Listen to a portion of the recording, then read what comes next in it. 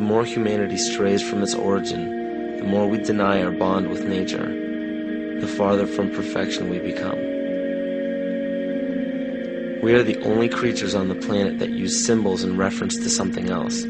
We use symbols for absolutely everything the mind can conceive of.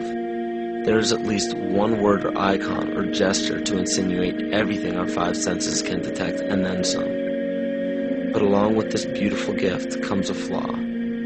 Most people are unwilling to seek and create their own interpretations of these symbols. Instead, they blindly submit to preconceived definitions and connotations given by sources unknown.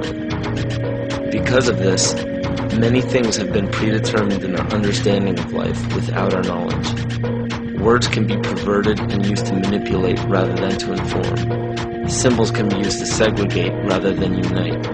And those given the responsibility and authority to disseminate information to the public possess the ability to do with it what they choose. Listen carefully.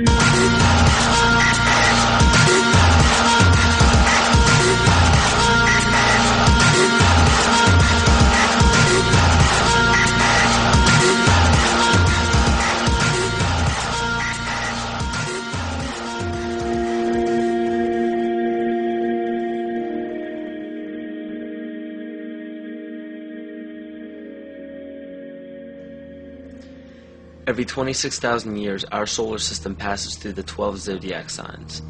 Ancient civilizations such as the Hopi, Egyptians, Cherokee, Apache, and the Mayans were aware of this great cycle and developed calendars according to it. This cycle stems from many different occurrences in nature, such as the sun's orbit around Alcione, the central star of Pleiades, as well as the 260-day cycle of human gestation. This cycle is broken down into 5 subcycles of 5,125 years each, which were thought to have their own age.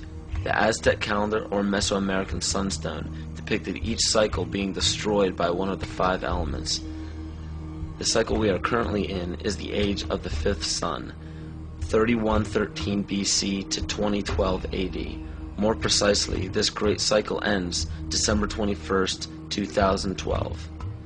Mayan cultures and civilizations were aware of this end date, and Nostradamus even prophesied about it. For Earth, which we are currently in now, is also known as the movement, shift, evolution, and consciousness.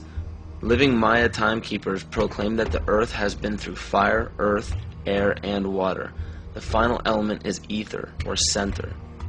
The Hopi believe that the 4th world of destruction closes and the 5th world of peace begins on December 21st, 2012. The Great Cycle is broken down into what the Mayans believe to be 13 Bactans. Earth began its 13th Bactan in 1618, which was known as the triumph of materialism, as well as the time of great forgetting, in the prediction that humanity will lose the awareness of their true bond with nature by means of external possessions. This is where ego and domination became the predominant ambition of the civilized world.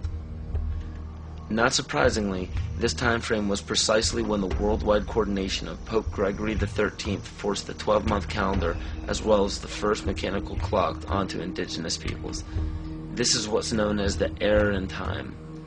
Before the inception of the 2 instruments by the Roman Catholic Church, each year was divided into 13 moon cycles with 28 days each.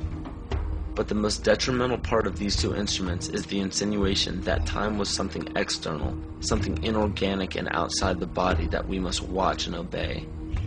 The 7th century Mayan prophet Picalvatan left a powerful message for future generations of evolution.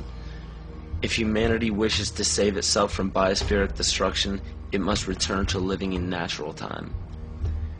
He also foretold of our accelerated technological society and of the damage of our collective divergence from natural law in exchange for material values. Astrology and the studies of the heavens are as old as civilization. Throughout the past several thousand years, new religions have all but replaced the pagan religions of prior years.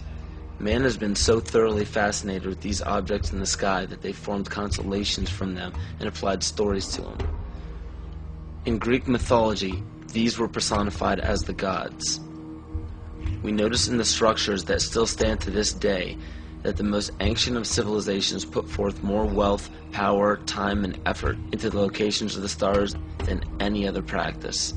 this is commonly written off as simple curiosity. But the truth is becoming clearer by the day as we close in on the 0 year of December 21st, 2012. It is a common misconception that the pagan religion is rarely practiced today. In fact, paganism in its evolution is the most widely practiced form of religion. You may ask yourself how this is possible. The answer is hidden in nearly all of our current popular religions. But who would have the power and the desire to integrate a seemingly long-gone religion into such popular opposite denominations?